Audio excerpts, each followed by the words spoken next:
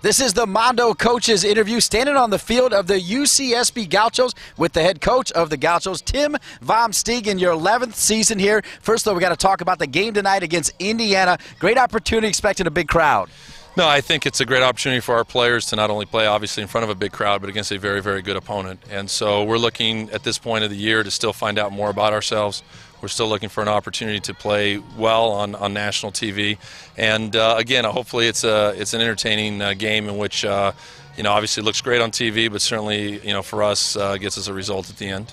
Coach, one of the fascinating things about your team as you look at it, it looks like a United Nations team. Only 2 U.S.-born players will start tonight. Well, it's a combination. A lot of the players have come from different places of the world. A lot of them have been, some have been in the United States for a while, born in different places. It makes it for an interesting locker room conversation when we get together on team buses and travel. But in general, they are passionate about playing soccer. They care about each other. They care about the program. They want to play well. And, that's what you look for, whether or not it's here in the United States or overseas or anywhere else. So many great memories in your 11th season. Of course, we're going to get to the 2006 National Championship, which has to be right up there. But one of the things I liked about your discussion with me is 2004, the big crowd here. You said it was #1. Talk a little bit about that. Well, I think anytime it was the first time that our program that year, we had been ranked #1 in the country halfway through the season. We had had big victories, but we had a rare opportunity to host a quarterfinal game when Wake Forest was upset that year. So we had a chance to host a quarterfinal game to go to the Final Four. We knew the Final Four was going to be in Carson at the Home Depot. So everything was perfect for us on that night. And the game itself was again played into the atmosphere. Not only did we have over 11,000 people there that night, but we had a situation where we fell behind 1-0, we tied it up, and then we got 3 goals in 15 minutes to finish the game. And at the conclusion of the game, the people stormed the field. They carried the goal out of the stadium. We had a streaker in the middle of the whole game to boot. So it was just one of those nights where you look back and, honestly, anyone that's followed UCSB soccer that was there that night won't forget that night. Well, you didn't win it all that year, but interestingly, it was a little different story in 2006. In fact, almost polar opposites, because you started out 7-6. Right. What happened with that team all the way to the title?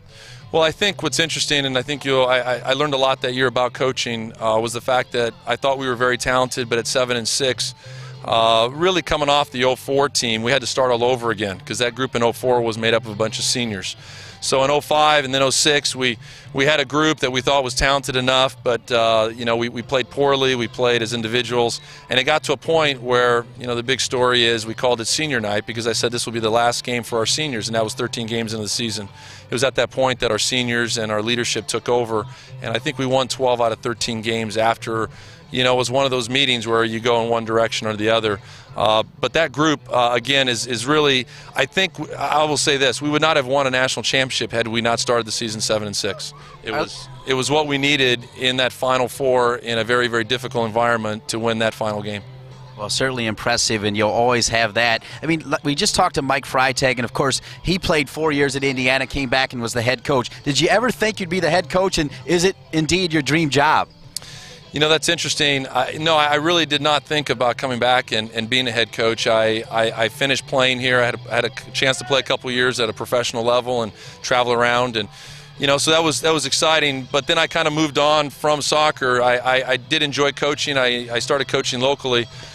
So the idea when I was given the opportunity to come back here was really something that it was just the ultimate challenge. And I guess my wife, to this day, never, didn't necessarily think it was the right decision at that point because there was really not a whole lot going on here. But I knew that what we had here in Santa Barbara, I knew the passion. I'd seen, being a student here and how much they care about anything that kind of wins here and the community supports it. I just felt like if we could find a group of players committed to playing every single day and get enough talent here in the program that if we could start to turn this thing around, big things could happen. And again, at that point, it was just a dream, and I'm fortunate because we're celebrating a 2004 team that believed in the dream. And it was that group that we brought in here which put us on the national map. And to this day, we still, we live off of that group that put us on the map. Well, you're on the map, and you're definitely staying there. Just 2 more questions here. Talk about the style of soccer that you play as the head coach. Well, that's a great question. I think we've evolved as a style. I think early on when I was coaching, we were known for being very physical and rugged and tough, and I think that came out of the fact that for 30-some years we had never made the playoffs, and so I think the style fit who we were as a team. But obviously, as we've recruited a different group of players, we've had to change the way we play.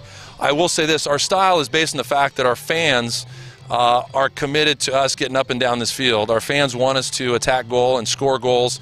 Our fans want us to win, but at the same time, they really want us to play something that you would say you might flip on TV and watch. Yeah. So I think whenever we show up here at home, it's very, very rare that you'll see us not, getting after people and attacking and going. And I think that's what makes it exciting about tonight, is because Indiana obviously is not going to shy away.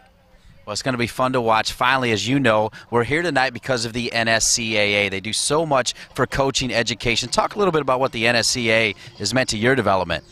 Well, again, you're talking about an organization that has at its most not only coaching education, but what it's done is it's tried to increase the visibility of soccer in this country. And as a college coach, I think, I look back on where we were 10 years ago to where we were today. The NSCAA has been at the forefront of trying to bring out the best of college soccer. Now, certainly the MLS has done a lot to that, but at the same time, we certainly have a place in college soccer, and we serve a great, niche within the development of players.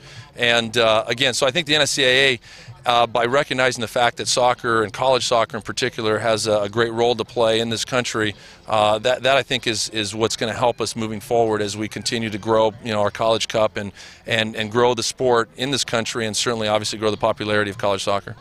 Well said. They play attractive, exciting soccer here. He's the head coach of the UCSB Gauchos. His name is Tim Vom Steeg.